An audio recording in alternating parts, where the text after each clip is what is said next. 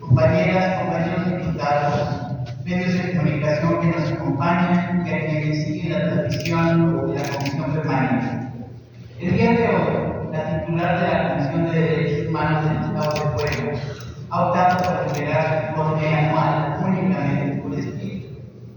En un receso de esta sesión y sin comparecer ante el Pleno o la Comisión de Derechos Humanos de la cual formo parte, sin entablar diálogo alguno con las y los diputados que integramos esta soberanía. Es importante decirlo con claridad y respeto. Cumplir de manera formal no siempre significa cumplir de manera sustantiva.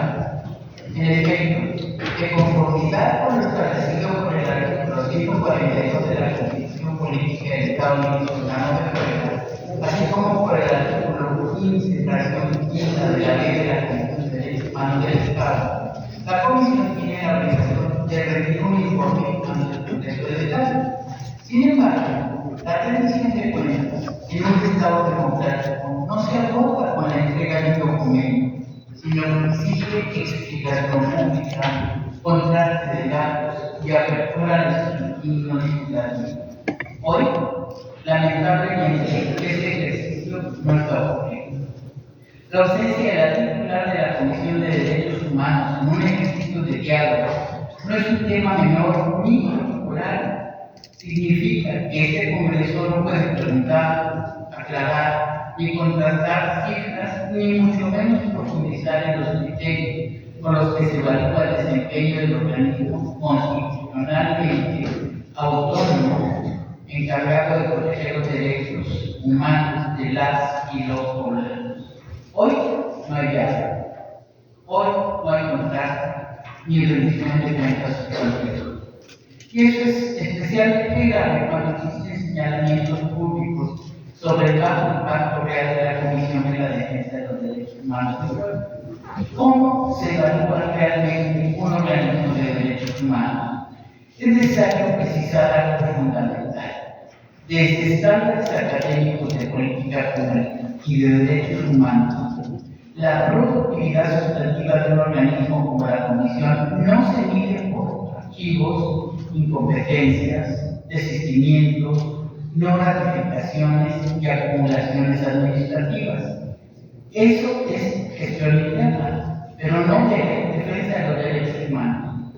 La productividad sustantiva se mide por resoluciones con impacto real, es decir, recomendaciones y conciliaciones efectivas, aquellas que generan reparación del daño, modifican conductas institucionales o establecen responsabilidad para las autoridades.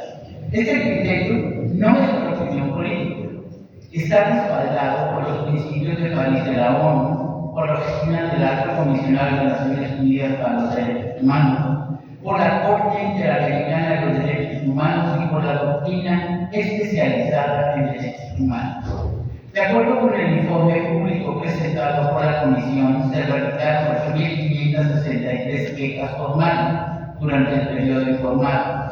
De ese universo se emitieron 18 recomendaciones y 28 conciliaciones, de las cuales solo 22 se consideran cumplidas. Esto da un total de 46 resoluciones sustantivas reales. Si aplicamos criterios académicos de eficacia en derechos humanos, 46 resoluciones sustantivas frente a 8.563 quejas arrojan una productividad real aproximada de 0.54%. Y si consideramos únicamente recomendaciones, el porcentaje baja a 0.21%. Incluso sumando recomendaciones más conciliaciones, no supera el 0.7%. Por ello, cuando desde la academia, como lo ha señalado la Universidad Iberoamericana Puebla, se habla de una productividad cercana a cero, no se exagera, se está describiendo una realidad medible y verificable. La Comisión ha difundido públicamente que resolvió 79% de las quejas, pero es indispensable explicar cómo se construye ese porcentaje. Ese dato mezcla resolución administrativa o resolución de fondo. al considerar como concluidos expedientes cerrados por incompetencia, improcedencia, falta de interés, no ratificación, acumulaciones, archivos sin pronunciamiento sustantivo. Cerrar un expediente no equivale a proteger derechos humanos. Archivar no es reparar. Declararse incompetente no es garantizar justicia. Desde el derecho internacional, eso no es eficacia, es solo trámite. Esta baja productividad sustantiva ayuda a explicar por qué, en Puebla, casos graves y de alto impacto social no han recibido una respuesta clara, firme y oportuna por parte de la Comisión.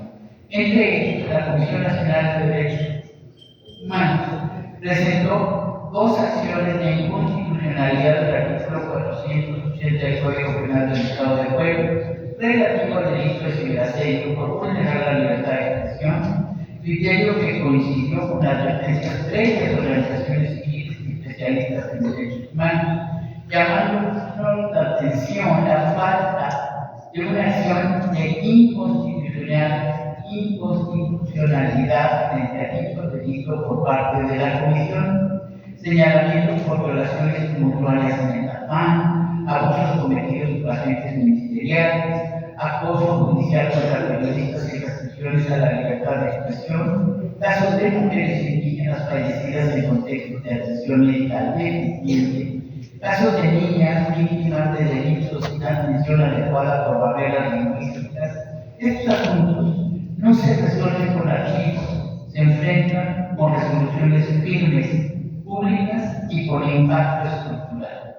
Lamentamos que no exista hoy un espacio de diálogo con esta soberanía. Lamentamos que la rendición de cuentas se reduzca a la entrega de un documento.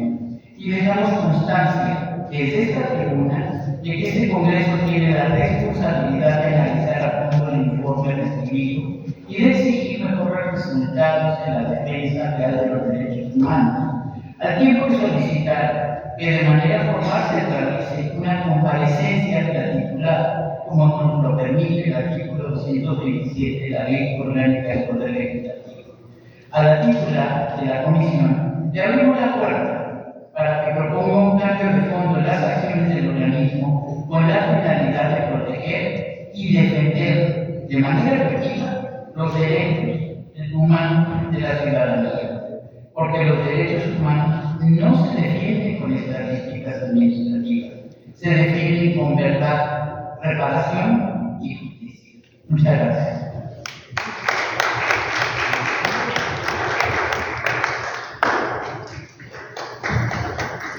Bien,